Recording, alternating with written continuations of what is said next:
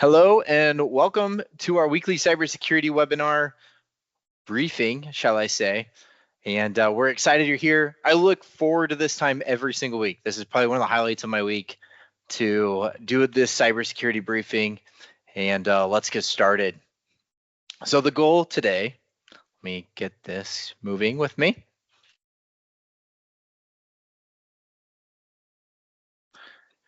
So we go through an introduction. We have our current cybersecurity landscape, recent cyber attacks and breaches, cybersecurity best practices. If we have updates for the FTC safeguards, we will share them with you here. And then we have a closing statement. Like I said, thank you for being here. It says a lot about you. And maybe you're an owner or a C-level suite executive, and you're like, how can I bring cybersecurity awareness to my organization? You're at the right place. Maybe you're middle management. Maybe you have a responsibility of helping your organization bring cybersecurity to an awareness inside your organization, maybe to communicate it up to the C-suite owner of the business or downstream to the people that work for you. And the last category of people that we see here at the weekly cybersecurity briefing, or say, hey, I just show up to work and I just do what I'm asked to do every day. And we're so excited that you're here too, because as many of us might think, organizational change coming top down, you being at the very base level or non-management inside your organization, you too have the ability to change your organization. A lot of people think that they have to have control to change an organization. And I would argue that influence goes a lot further than control. And you being able to gain knowledge and understanding about cybersecurity, and then to be able to communicate that upstream is extremely powerful. Obviously, how it's delivered is important, but if you truly are concerned about the business that you work for and you want it to exist tomorrow, then it's extremely important that you hear, digest, and then communicate to your management or leadership why cybersecurity is extremely important and why you need help to do it correctly. So obviously, we're here because cyber threats are a growing problem, and they just keep getting worse and worse and worse. And so us at Vandernet, we love to educate people. That's why we put this together, is because whether you're an existing customer of ours or you're not a customer of ours currently, we're here to educate because we believe that people that are informed informed with good information can make better decisions and act appropriately. And if you have any questions throughout this webinar or the cyber briefing, I said webinar, cybersecurity briefing, please email us at hello@rethinksecure.com. We would love to take your questions and get back with you. Also, just a reminder, this briefing is only 15 to 20 minutes, and it's by design. It's so that way we can get you the information you need and get you back to work. So let's continue. Who are we? We're Vandernet. We're a cybersecurity-focused IT solutions company. We focus on bringing success to your business through better value, faster outcomes, and stronger protections. And we'd love to talk to you more about that, but we're primarily focused in the accounting and wealth management space. We secure CPA firms, wealth management firms for cybersecurity, both providing them cybersecurity and IT, or just cybersecurity. We're focused on the US Central region of the United States. So you think of US Central, that is where we are based, and that's where our primary focus is. We protect these firms, and we're serious about it. And so let's continue. Current cybersecurity landscape, latest threats, trends, threats, developments in cybersecurity, with a focus on how they impact you and your organization. And so today we're going to look at CrowdStrike. We looked at CrowdStrike last week, actually, but we're going to dive a little deeper and talk about a specific item inside the CrowdStrike Global Threat Report. Last time I talked to you about this is an annual report that is published every year. And there's other companies that publish similar reports. The FBI publishes a report. Verizon does a great job, and they publish a threat report every year as well. So let's switch over and we'll examine their report and what we want to talk about specifically today. So today we're talking about vulnerability landscape. under the radar exploitation. You're like, well, exploitation is a scary word, and it is scary. But a lot of times people think about this thing called antivirus. And traditionally, antivirus has been the answer for a long time in our space. You know, you would think that if you had a computer and it had antivirus on it, it would be good, right? It's covered. I don't have to worry about bad guys or hackers. And so today we want to specifically talk about the new form of antivirus. And it's called EDR. I don't know if you've ever heard of that buzzword, but it stands for Endpoint Detection and Response. And so EDR is kind of the modern antivirus. So that way it's more smart, where they can monitor behavior and then respond to that behavior. Endpoint detecting and then response. So it not only has smart elements to it, like antivirus would have historically, but it allows cybersecurity professionals or IT companies to deploy this and be alerted when malicious behavior would be happening inside your organization. So threat actors have adapted the enhanced visibility of traditional endpoint detection and response (EDR) sensors by altering their exploitation tactics for initial access and lateral movement. And we talk lateral movement, you're like, I don't understand what that means. So lateral movement means that if a specific device or computer gets attacked on your network, they can use that compromised device where they got into to then move to other elements inside your company or network to affect people, data, or technology.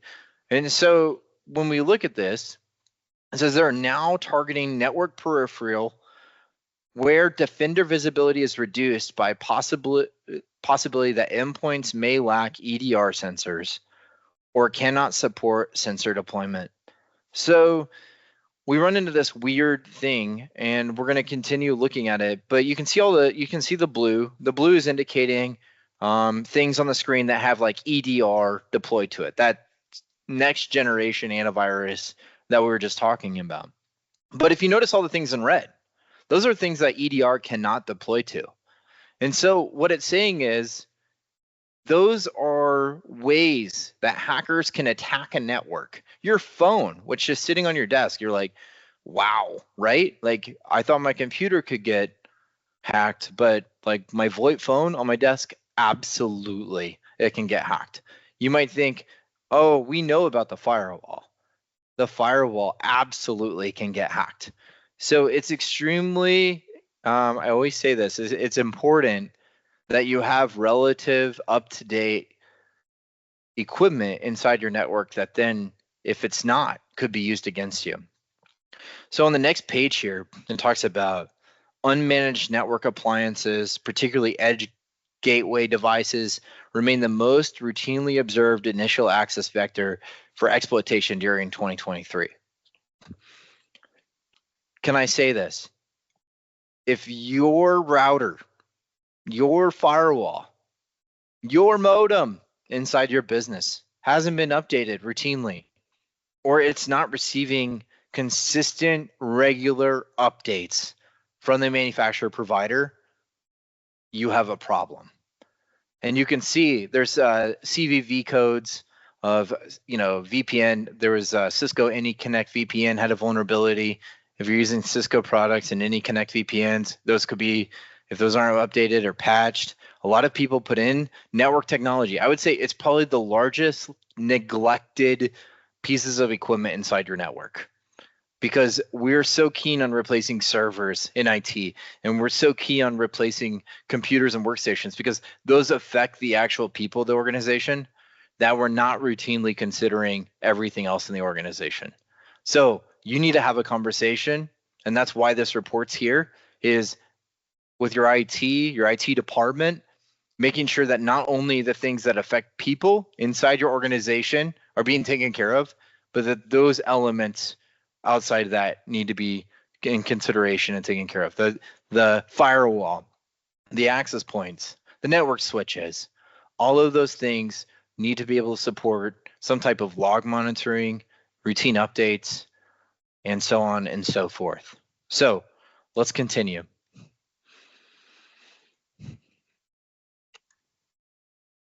recent cyber attacks and breaches. Today, I'm going to bring you 3 specific articles we're going to talk about. And we all love banking. Why do we love banking? We love banking because that is where our money is stored. And we count on the bank. We count on the bank that every time we go to the bank, our money is there. But recently, we've seen an uptick where banking is being taken advantage of.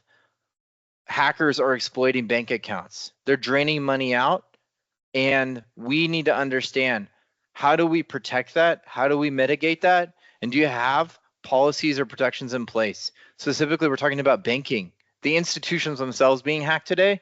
So it's important that you have a plan and that you're having those conversations with your bank in regard to how are they protecting your money? Because if they are hacked, who's responsible? And so we're going to dive deeper into this today. It's a pretty hot topic because we are seeing this big time in the industry. So Truist Bank confirms breach after stolen data shows up on hacking forum. This is a terrible situation. If you've already been hacked, data has been taken out of your network, and now it's hackers that are informing your customers that their information has been compromised, it's not good. It's not good. So we have to be as diligent as possible to make sure that we're securing these companies, that we're securing these networks, that we have an incident response plan in place. So Truist, a leading U.S. commercial bank, confirmed this week that its systems were breached in an October 2023 cyber attack after a threat actor posted some of the company's data for sale on the hacking forum. And it looks like they're based out of North Carolina. So it says now a top 10 commercial bank with a total assets of $535 billion. Do you think banking's a target? Absolutely, banking's a target. And so Truist offers a wide services, including consumer, small business, commercial banking, corporate investment banking. A threat actor is selling what they claim to be stolen data containing information belonging to 65,000 employees for $1 million. While they couldn't verify, while Bleeping Computer couldn't verify the specific data that was stolen or put on the dark web, the data, it says allegedly there was names, account numbers, balances, source code for Truist Bank's interactive voice response IVR phone system for transferring funds. So the key in this that I want to point out is if you have an incident, you need to inform your customers as soon as possible. Why is this just now coming to light? This article was posted, let's see here, in June 13th, and the issue happened in October of 2023. So it's important that you have an incident response plan and your customers are notified and they're not finding out about it later. Like, we're in the digital era and age, the transparency, we're begging for transparency more than ever if there's an incident. And the next article that I want to talk about today is another banking issue. It's a nightmare. It says that more and more USAA members who lost thousands of dollars are sharing stories of fraud. And so let's talk about that article. I'm going to pull it up. And what we have to understand is when fraudulent behavior is taking place, both we have a responsibility as the business to report it to our banking institution, but the banking institution needs to take a serious look and investigate every single claim that somebody might have made regarding fraud happening on their account. And so you see, Mira said he's been a loyal company or a customer of USAA for 28 years until his wife rang him up one day saying she could not make their mortgage payment because there wasn't any money in their bank account. So Mira's based in Georgia, took a closer look at his accounts and discovered somebody was making deposits in and out of his accounts. It was like they were playing mind games, he told the news. They were deposit $9,800 and then turn around and withdraw $9,800. They would deposit $4,000, turn around and withdraw it. And so He contacted the bank, convinced the institution to conduct an investigation, but the bank allegedly told him that there was no evidence of fraud, despite the 14,174 loss across two of his accounts, including his emergency savings. Then the bank unexpectedly closed his account. This is a pretty good indicator that there was obviously fraudulent activity that was taking place on his account. So if you're the person that's experiencing the fraud, like your business or consumer, as a business, you have 24 hours to report that to the institution. Otherwise, you could potentially not get any of that money back. If you're a individual, the period of time is longer, but it's extremely important as soon as you notice to say something about it. You should be logging into your bank accounts every single day, verifying the balances, looking for any fraudulent activity. Now, there are advanced banking protections in place, so you should consult your bank in regard to like positive pay or other ways to protect your bank accounts from having unsolicited transfers in and out of your account. But if you're a consumer, the best way you can protect your bank accounts, it sounds absolutely terrible, but the best way that you can protect your bank accounts is just to watch it and report if anything happens. Also, distribute your funds. A, don't have all your money at one bank. Secondly, make sure that it's distributed across multiple accounts and not in a single account to be taken advantage of. So the last article we're going to talk about today is the Massachusetts town loses $445,000 in an email scam. It's like, but wait, there's more email scams.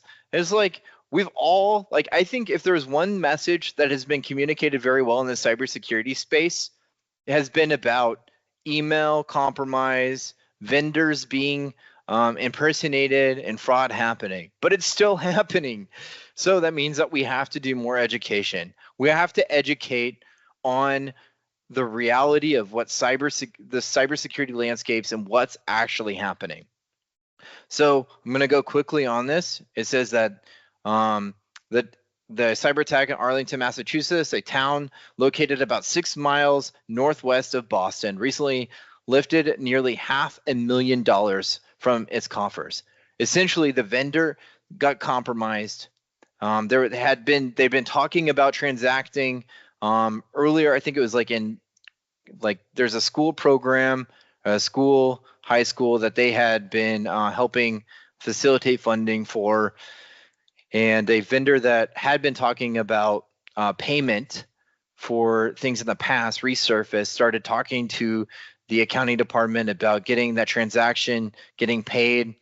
And unfortunately, the vendor was compromised, which then allowed that compromised account to start communicating with the city. The city loses $445,000.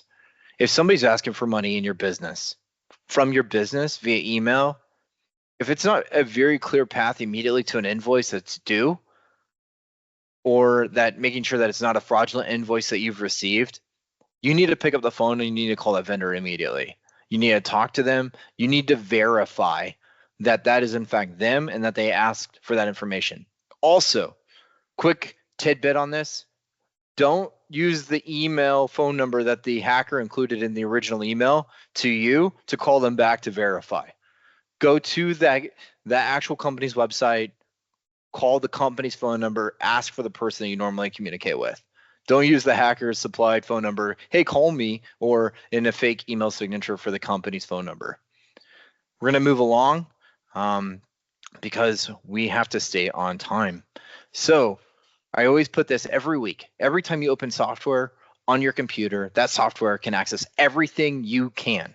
So be mindful of the software you're installing on your computer. If you know that it has access to everything you can, think about it. Should I install this piece of software? Or even better, what software do I already have installed on my computer that I need to get uninstalled so it's not a security risk to my business?